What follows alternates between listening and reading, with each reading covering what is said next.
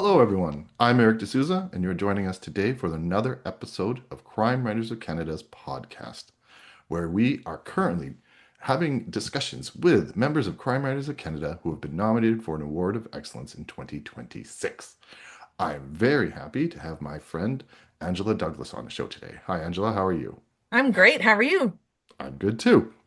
The reason we're talking to Angela is because her debut novel, Every Fall, published by EOB Publishing, has been nominated for Best Crime Novel Set in Canada, sponsored by Shaftesbury. A little bit about you. Angela Douglas is an award winning author of psychological thrillers based in the Okanagan, BC. Her debut novel, Every Fall, has not only been recognized by Crime Writers of Canada, but also the Canadian Book Club Awards, the Pencraft Awards, and the National Indie Excellence Awards. She is also the founder of Eyes on Books, a book marketing hub. When she isn't working or hanging out with her family, she hides in her studio and writing her next book. I pulled this off your website, Angela. So your website, angeladouglasbooks.com, describing your novel, they say, or you say, they can't tell if the house is haunted or if trauma is learning to speak. Either way, it's getting louder. A psychological thriller with a speculative edge.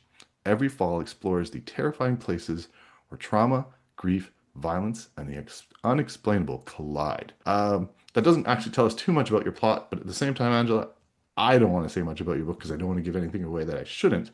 So could you please tell us about your book? Absolutely. And I fully appreciate that. So every fall is a story told in two points of view, husband and wife. They live in the crime-riddled city of East Bernheim.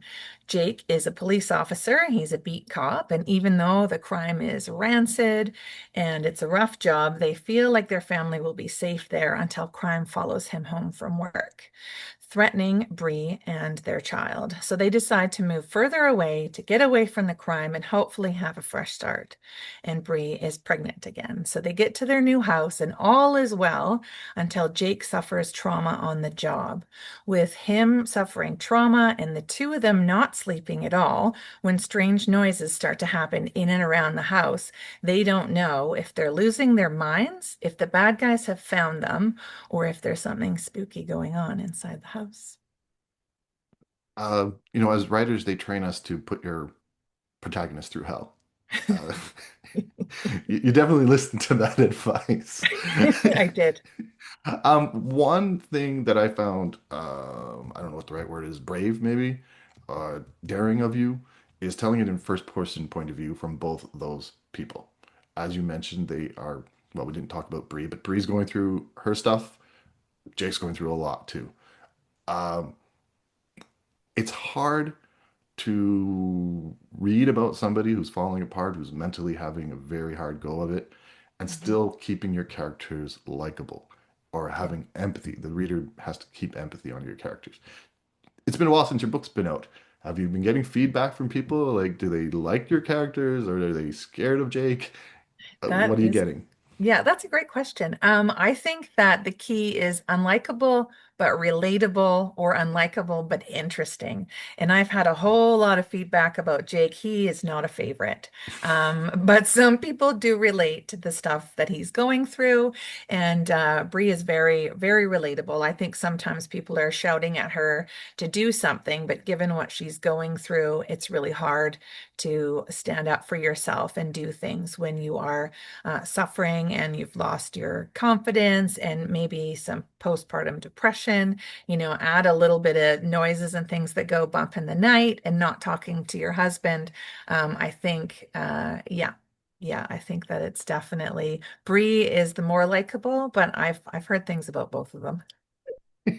Well, Bree makes some questionable decisions She does. herself. She does. She's a little bit of a handful sometimes. One, I don't want to compare it to it. It's not exactly the same, but I know you're a fan of Stephen King. There's a little bit of The Shining in it.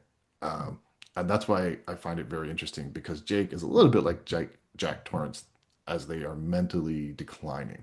Yeah. And I mean, I don't want to say, again, I don't want to say too much, but at the same time, yeah, I can see how you want to still like Jake. You can see what he's going through, and it's not easy. And I just think it was very brilliant writing and very challenging writing that you Oh, pulled thank off. you. And I'm not the only one. You've been nominated for many awards, so other people are seeing it too. That's great. How about location? So you're nominated for best crime novel set in Canada. The cities that you're writing about are fictional. Yes. There are enough clues to know that it's Canada, Mhm. but is it a uniquely Canadian story? Yes, 100%. And I think maybe a version of it could have been told elsewhere, but one of the key themes in here is his job and responsibilities, which is the National Police, which is the RCMP. I do believe that it is uniquely Canadian, and though the cities are fictional, as with all stories we write, they might be based on real or real adjacent places. You and I chatted in 2025 to celebrate when this book was originally published. It's been about a year and a half. Oh, And now you're entering the second part. And you know you have a background in marketing, but it is not easy selling books. Today, I don't think it was ever easy, but it's maybe the hardest it's ever been. yeah. How has your marketing journey been going? It's been great. It's been awesome. It's been challenging. It's been all of the things. I've learned a ton. And even if you have a background in marketing, nothing prepares you to market yourself and to market in a world that has so much. I don't want to say competition because books are all unique, but even just getting somebody to see the cover of your book is sometimes impossible. So, a lot of branding work with not understanding what results may or may not be happening and a lot of kind of tweaking as you go. I'm very excited to re-release it with a shiny new cover and kind of some more information on the back with no spoilers, but to give a little bit more away this time. So yeah, it's fun, but it's also not fun at all sometimes. Well, I was on your website, like as I mentioned, and you've definitely been busy. I mean, you've been Yeah, on provincial news. I mean, that's fantastic. I know you hustle, and I see how many places you travel to, and it's not easy. And you're doing a lot of podcasts, and yeah. you're definitely getting yourself out there.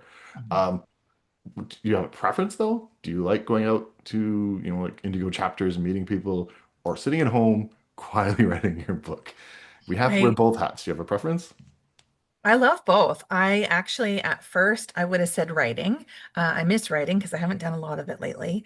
But I really, the more I get out there, the more I enjoy it. So signings, I love meeting people and talking to people. The quiet signings are very humbling and can be a little bit tough. But I mean, what better place to be stranded in but a bookstore? So if it's slow, I wander and I spend money, which isn't necessarily a good thing.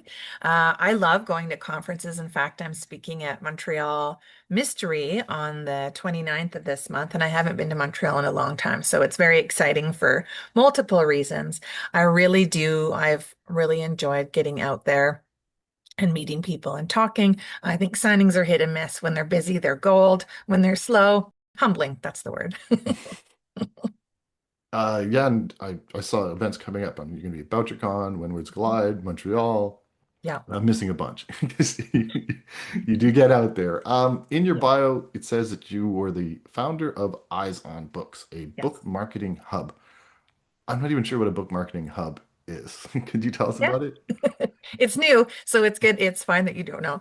So I used to be the director of the Federation of BC Writers, and I was a VP of Communications for Sisters in Crime. So I've always really liked being in a writing community, a writing organization. And the common theme with everything I either attended, was a member of, or worked at was that they've got craft licked. If you need help with craft, these organizations are phenomenal.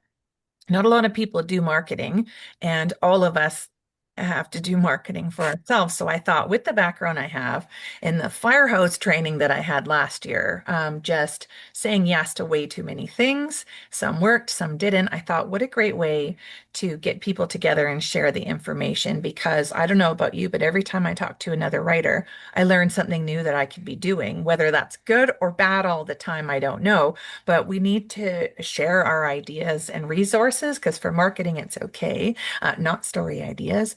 But so I thought, let's get a place where we get everyone together and we have 2 sessions a month where you learn something that you can do directly after you close off the Zoom or read the PDF, directly applicable. And then once a month we have a Q&A where in the beginning I thought, oh, I don't know if we'll be able to fill the time. I tell you, we fill the time and we talk about all kinds of things. I leave there with notes galore.